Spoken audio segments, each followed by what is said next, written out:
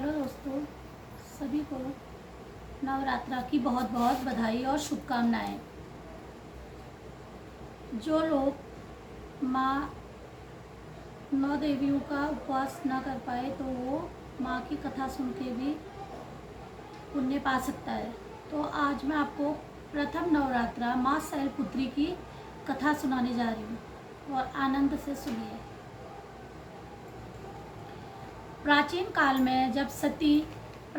में जब सती के पिता प्रजापति दक्ष यज्ञ कर रहे थे तो उन्होंने सारे देवी देवताओं को निमंत्रण भेजा, लेकिन माँ सती को और शंकर जी को उन्होंने अपने यज्ञ में नहीं बुलाया, आमंत्रित नहीं किया। लेकिन अपने दामाद को और अपनी पुत्री को यज्ञ में नहीं बुलाया।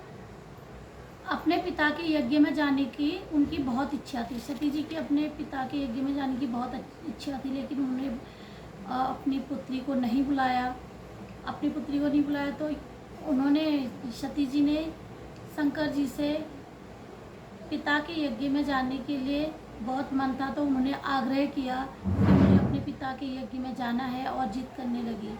सती जी की जिद के आगे शंकर जी कुछ बोल ना पाए और उन्होंने जाने की अनुमति दे दी। जब सती जी वहाँ पहुँची तो देखा उन्होंने, सती जी पहुँची, उनकी माँ ने ही उनको स्नेह दिया और उन्हें किसी ने भी उनसे कोई बात नहीं की। सती जी ने देखा कि वहाँ सारी हंसी ठिठोलियाँ चल रही है, सब वहाँ शंकर जी का अपहास कर रहे हैं। दक्ष जी भी शंकर जी के लिए कटु शब्द बोल रहे हैं। सती जी से अपने पति का तिरस्कार सहन ना हुआ और वह योगाग्नि में कूद पड़ी और भस्म हो गई। सती के योगाग्नि में कूद के भस्म होने की जब शंकर जी को इसका पता चला तो वह तुरंत जाके यज्ञ में पहुँचे और उन्होंने प्रजापति दक्ष के यज्ञ का विध्वंस कर दिया और क्रोधित हो उठे। सती का अगले जन्म तक उन्होंने इंतजार किया और अगले जन्म में यही सती रूप हिमालय की पुत्री बनी और शैलपुत्री कहलाई।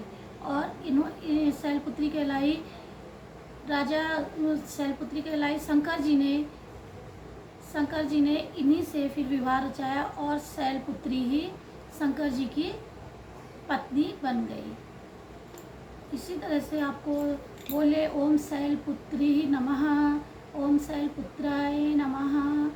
इसी तरह से आपको 9 देवियों की कथा मेरे यूट्यूब चैनल पे आपको रोज़ सुनने को मिलेंगी। तो आप लोग आनंद से सुनिए और अपना आशीर्वाद शेयर, लाइक, सब्सक्राइब बनाए रखिएगा।